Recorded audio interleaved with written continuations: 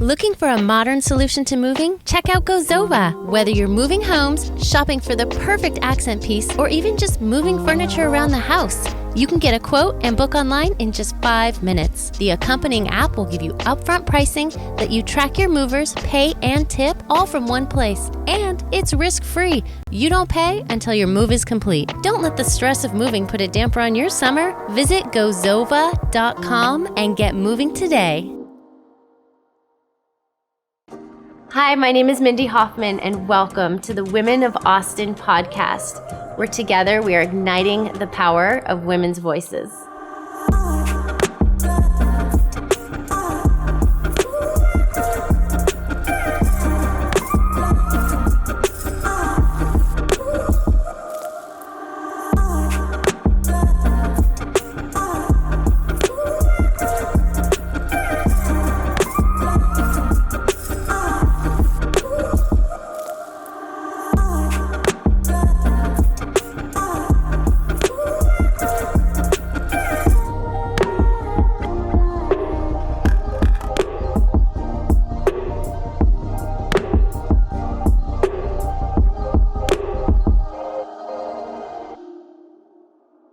Hello, and welcome to the Women of Austin podcast. Today we're going to talk about leaning into a plant-based diet.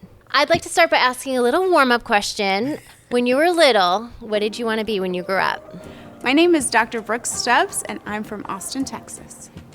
I'm a lifestyle medicine physician and the founder of the Rooted Food mobile app. It's a mobile application that helps you get a variety of plant foods in your diet to improve your gut and overall health. I'm so honored to be on the Women of Austin podcast because it elevates and supports women. Anytime women come together for a greater goal, we really change the world. I think from the time I was 5, I wanted to be a doctor. So that happened. And now that I'm a doctor, I don't know what I want to be. My name is Heather Emerson, and I am from a small town just outside of Austin, Texas.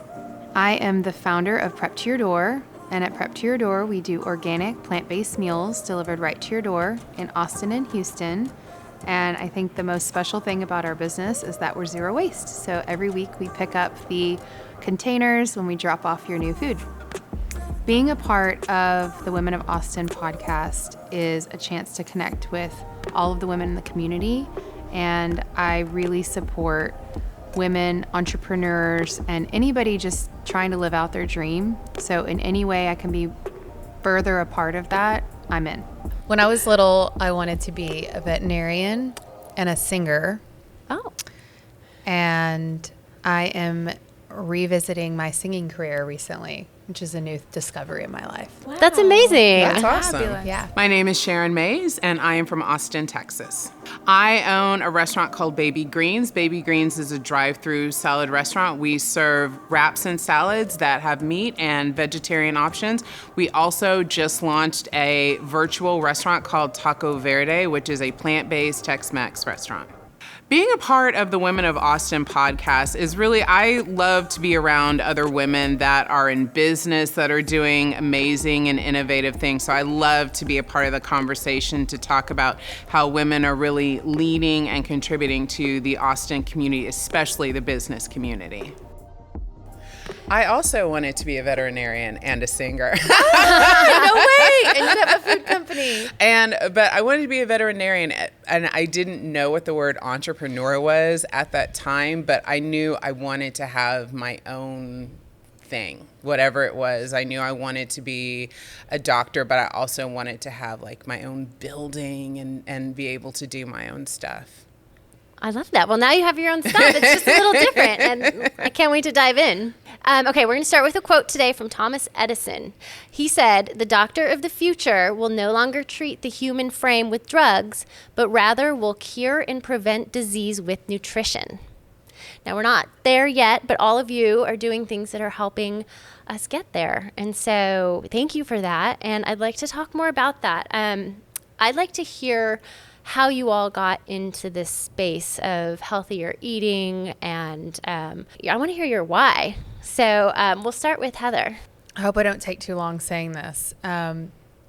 My journey with food started because in 2004, 2005, Whole Foods opened their flagship store on 6th and Lamar. Before then, it wasn't there. They had this huge hiring fair, and they hired me. And I was at a really, really transitional time in my life, which is a whole other story. I'm formerly incarcerated, and I was just released. And I was just in, like, talk about lows of lows, like all the medication I was on because I was depressed and anxious and all of those things. Mm-hmm. And there was this company that treated me so kindly and taught me about food sourcing and packaging and organic and human exploitation and farming and composting. I mean, like, just everything. I went to food boot camp. Yeah. And one of my coworkers who was a raw vegan, and I don't know if you ever met a raw vegan, but so much energy. And I was like, I want what that person has. Like, his eyes were like popping out of his head. And he was like, just try going vegetarian. Yeah. And so I was like, okay.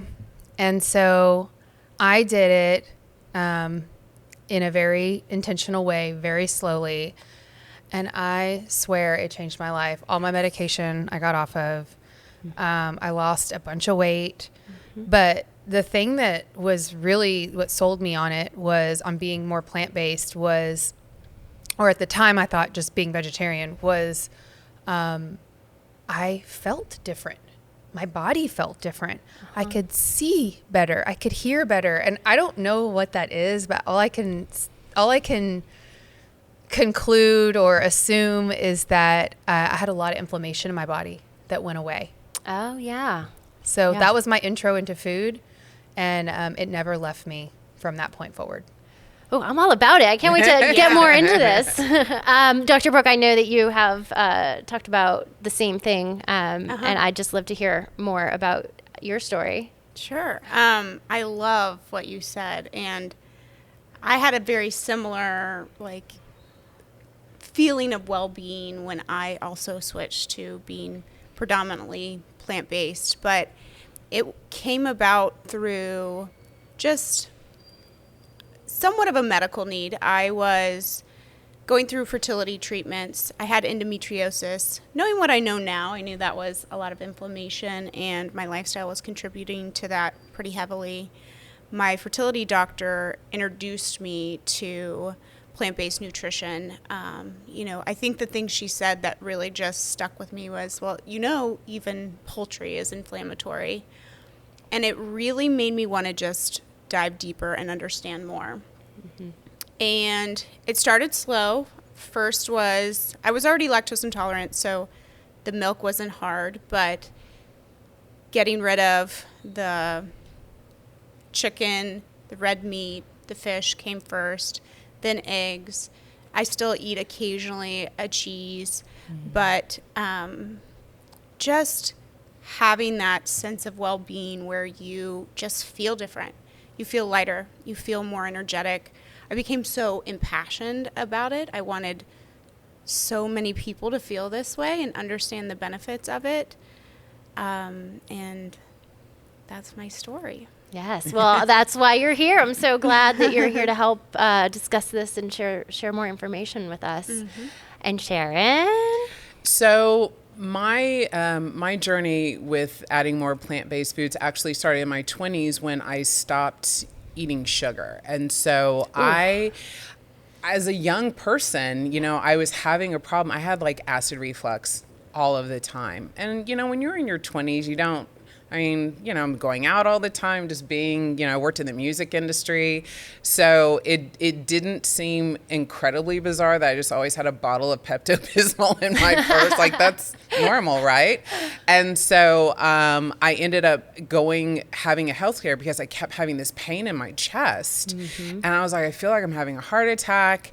And I had gone to like the minor emergency, and they were like, nothing is wrong with you. And my mom was a pharmacist, and she worked at a hospital. And so she's like, we're going to the heart hospital. So they go and, run the whole test on me, and the physician assistant comes in, and he's like, well, there's good news and bad news. He said, the good news is that it's not your heart technically.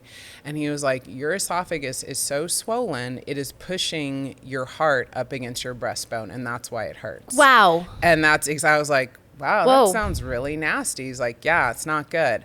And so, of course, their course of action was like, here, take this pill forever. And so I was like, let's see if we can figure this out, because I felt like it's obviously something I'm putting in my body. And so I went to this very, like that elimination diet, where I just ate like boiled chicken and plain, and would add stuff in to see what was the thing that would set my stomach off. And it was sugar. And so I then started working on cutting sugar out of my life, which was, I felt like, harder than cutting out meat. So I stopped drinking soda, stopped drinking sweetened drinks. And so when I got to, that point, the thing you find is your taste changes. And so it just kind of, I was like, I wonder if I could give up meat. Like, I wasn't a huge fan of chicken, didn't really eat a lot of pork. And so I was like, let's just see where this is going. And so I just kept going and going until I became a vegetarian. And it became one of those things that even when I went back to eating meat, it changed my love of vegetables. So because I ate a lot of vegetables. This is in, to date myself, like this is in the late 1990s. So there's not all of the plant-based products that you see in your grocery store now. Those things did not exist. And so I really had to get creative, because the point was to stop eating processed foods. And so it was also thinking about like going and there's all these kind of soy meat things, but they didn't taste great. And it was obvious that they had been super processed. And I was trying to get away from that. So I just started eating vegetables. I would go to the grocery store and I would just start in the produce section and find a new vegetable and be like, okay, I'm going to cook this. I've never even seen this before. I'm going to figure out a recipe. And so that kind of just mental shift and diet shift kind of really put me into a place of really appreciating the variety and depth that vegetables have to offer, in addition to how they make your body feel. Yeah. Wow. I love all your stories. That's one of the reasons that I really wanted to do this episode, is because I've seen people I know, like my mother, she is plant-based now, and it changed her life. And then I've heard Brooke speak before and talk about how it changed her life. And I know so many people, and I think that it's really important to talk about it. But for me, I want to also learn and share how we can do it, because I'm intimidated by it, and it feels like it's a lot of extra work, or it's going to be really expensive. So I'd love to touch on those topics and to hear tips and tricks, or anything that you guys can offer for advice for somebody like me and whoever's listening who's interested in feeling good like you guys and changing the way that we eat. Did you know that the U.S. has the world's highest rate of children living in single-parent households? Ashley's Angels Austin is a local women-led nonprofit that believes that parenting is a difficult journey that should not be traveled alone. Ashley's Angels Austin provides community, support, and resources to single-parent homes right here in our Austin community. For more information or to donate, you can find Ashley's Angels on Instagram at Ashley's Angels Austin. This message brought to you by Magic Robot. Located 45 minutes from Austin on Lake LBJ, the club at Horseshoe Bay Resort has been a hill country oasis for over 50 years. Endless amenities, 4 award-winning championship golf courses, tennis, pickleball, spa, marina, sunset cruises, fitness, multiple pools and restaurants, including Cap Rock, voted best new clubhouse, with breathtaking views of the hill country, lake, and golf courses. Horseshoe Bay Resort.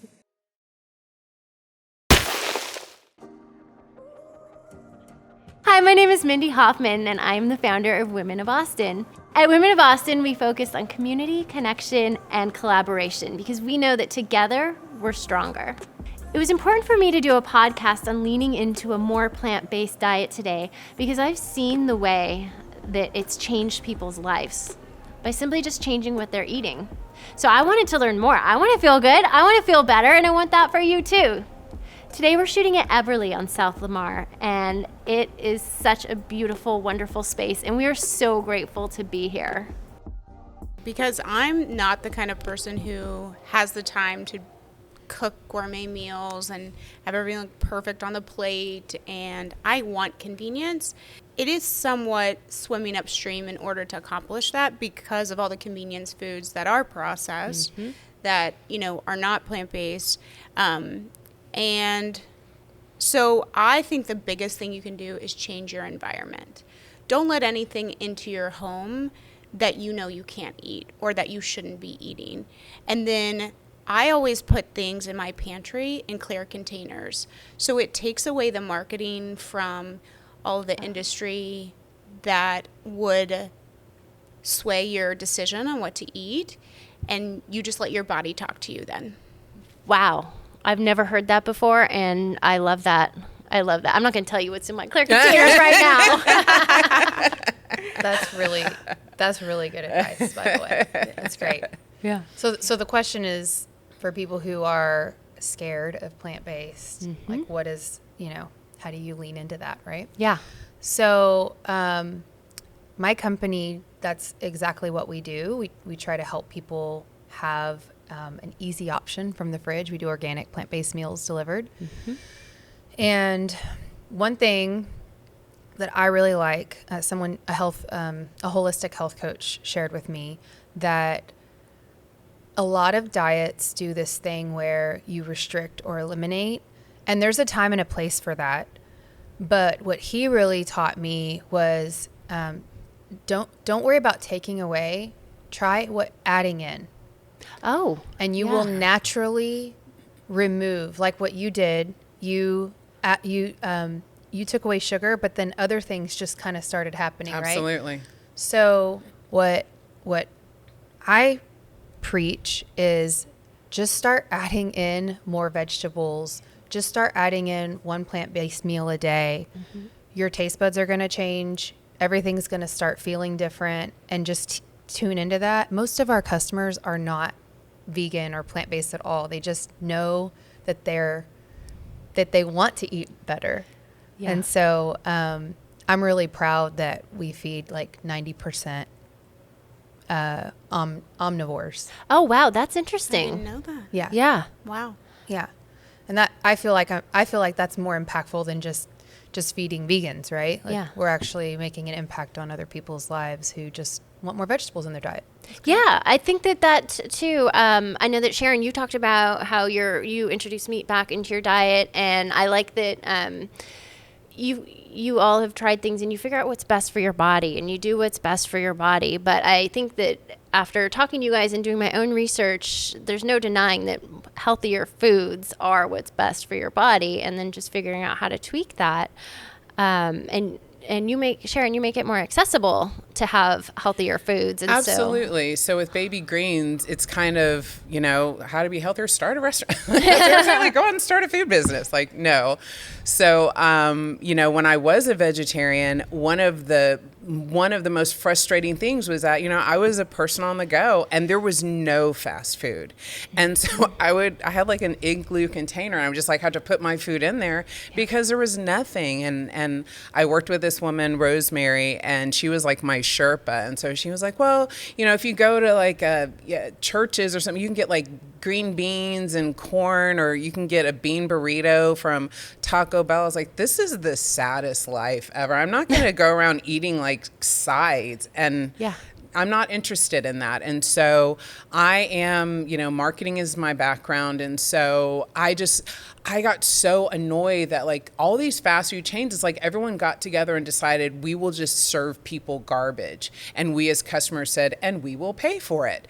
And I was just like, if people had an option, I think they would eat it. And so when you talk about, you know, why don't people eat healthy? That was where, when I was working on the idea for Baby Greens, that's exactly where I started to say, why don't people eat better? It's too expensive. Yep. It's too difficult to get to it. Yep. It might not taste good, or it's going to have ingredients that people have never heard of, and it's not going to be filling. And so that was my North Star when I created Baby Greens. I wanted it to be affordable. That's why we're drive-through only. I wanted it to be recognizable so that everyone knows lettuce and carrots and all of those things. I wanted it to be a place where people could come and know you're just going to get a great meal. And yes, it's going to be vegetables, and you're going to feel great about what you did. This is why our hashtag is shameless fast food. You're going to feel great about what you did, but you're also, it's like we're the gateway into having a better eating plan. You know, it's like, that's why I want Baby Greens to fit into the fast food space, because like we look like all the other fast food restaurants. We just kind of squeeze in here and just kind of blend in with all the other places. And eventually people start coming here and realizing that, you know, some of my favorite customers at Baby Greens are dudes in work trucks. I love when people say they want to get tofu on a Cobb salad that comes with bacon, and we say, do you want the bacon on there? Yes, we want the bacon. And so, because that means that we are shifting people. We aren't just, as you said, we aren't just feeding people who are plant-based. There's nothing wrong with that, but when you talk about how to impact our communities, how do we impact the food system, how do we get people to eat better, is to make it a safe space for people to just try new things. And so, you know, with Baby Greens, I opened Baby Greens in 2004, and so we have built a level of trust with our customers. I feel like that's why our customers are willing to try things that they maybe haven't thought about trying before, because they know that we have really good food. And so they're willing to give it a chance to say, I love everything I've had here. I'm going to try this tofu. Or our soup of the day, we have a vegan soup. It sounds really yummy, and so this meat eater is going to try the vegan soup because everything they have here has tasted really good. And so to me, it's a part of that to say, like, I want to make it easier, more accessible. So people, fast food customers, they may be short on time, they may be short on money, but they still deserve to have a great meal. They still deserve to have access to healthy and delicious food. I love that. I love that. And I love the guys in the work trucks coming through. Oh, absolutely. Yeah, That's great. That's really great. Say goodbye to dry skin. Sweet Cream Skincare is designed to hydrate normal to dry, sensitive, and eczema-prone skin. Warm notes of vanilla and citrus oils create a wonderful scent that will make your nose dance. Each body cream is made with earthy enriched ingredients, including aloe vera, shea butter, and rose geranium oil to help your skin look and feel smooth again. It's non-greasy and great for the whole family. Shop now at sweetbodycream.com. Women of Austin would like to thank our community sponsors. Cycle Bar East Austin. With indoor cycling rides designed for all fitness levels, they promise to empower, inspire, and elevate you throughout every day. At Cycle Bar East Austin. And check out their Linktree. Zate. Create the date ahead of time. A new way to date in Austin. Download the app and go on your next Zate at Zate app. Stride 5th Street. Walk, jog, run, transform with coached interval treadmill classes for all levels at stride_5th Street. Eberly, a thoughtful collection of dining, drinking, and thinking spaces. And this episode's filming location, EberlyAustin.com. I've been asked a lot the difference between a plant-based and vegan diet, and I know it's not a quick answer, but Heather, you want to give a stab at a quick answer for that one? Yeah, plant-based. No pressure. Yeah, right. So plant-based is a recent thing. Last 6 years, I think it kind of popped up. Vegan, from my perspective and what I learned working at Whole Foods, there's an ethical take on the way you eat, and that's usually animal welfare. And that's great. But there's also people who just want to eat a vegan diet for their health, for the planet. And yes, it's helping animals, but it's really about a holistic view versus usually in the vegan community, it's animal ethical decisions. Yeah. So I think that's the big differentiator. And also plant-based, I find that they're more flexible on what they incorporate in their diet, whereas vegan will trace every ingredient were there animals involved in that packaging of the food. That makes a lot of sense. Yeah. I would add to that, if I may.